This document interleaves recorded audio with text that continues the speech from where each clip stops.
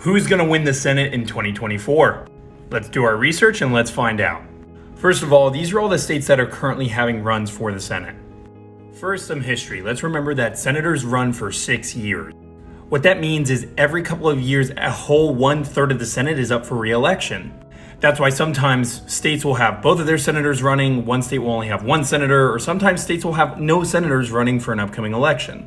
This is currently the Senate map for 2024. So as you can see, all the people that are grayed out that either aren't red or blue don't have any senators running.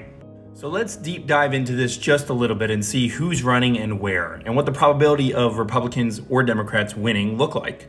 To do this, we're going to do some previous research on not only recent elections, but past elections before just elections this year in 2023.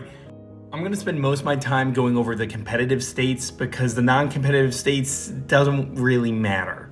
We all know California and Washington are going to have Democratic senators. Most likely Texas and Florida are going to have Republican senators, especially for middle of the country people as well. Of course, there are a few outliers, and I'll go over those.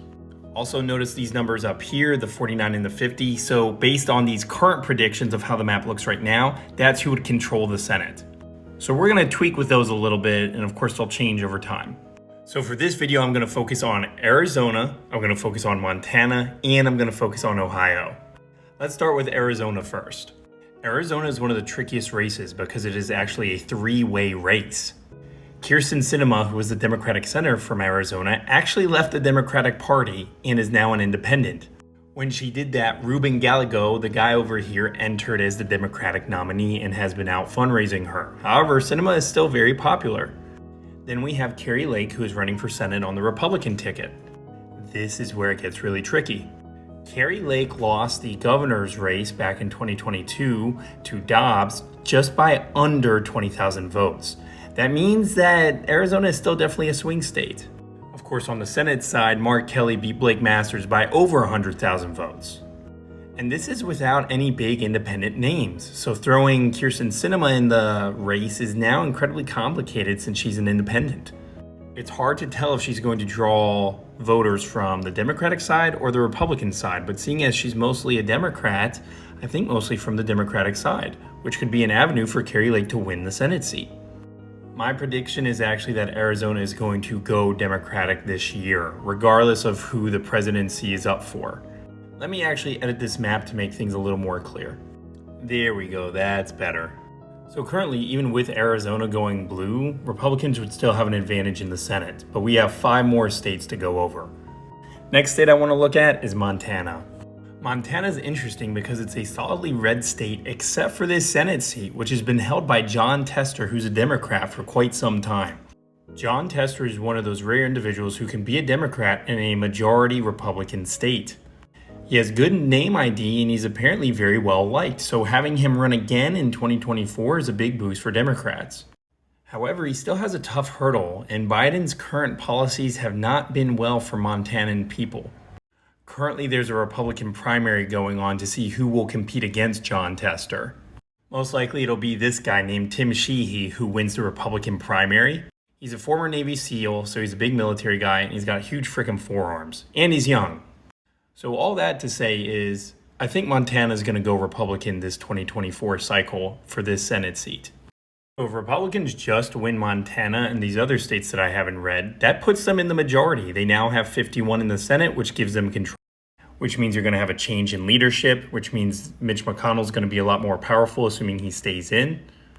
And it means if there's a Republican president, you're going to see a lot of Supreme Court justices and normal justices possibly be appointed. If it's a Democratic president, you're going to see a whole lot of nothing getting done on the justices' side. Let's cover one more state, and we're going to do Ohio.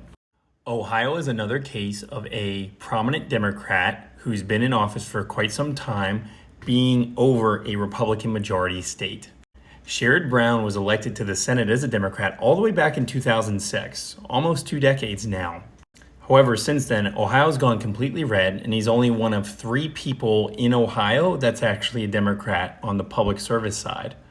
But Donald Trump actually won Ohio by 8 percentage points in 2020. That's a pretty steep margin. So now you have a Republican primary going on with a bunch of different hopefuls for the Ohio State Senate. The biggest clear runners seem to be LaRose and Moreno, as far as I can tell, but I'm not entirely sure. But overall, I think Ohio's going to go red.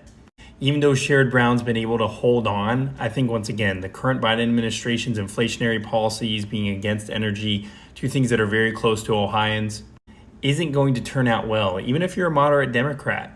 And that makes our current map look just like this, with now Republicans having 52 seats in the Senate, which starts to become a comfortable enough margin.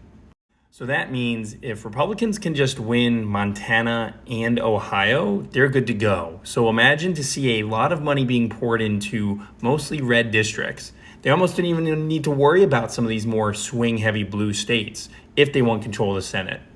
Now, of course, the larger margin, the better, and that's what we're going to go over in our next video. I'm going to be covering Michigan, Wisconsin, and Pennsylvania. So subscribe, stay tuned, and follow.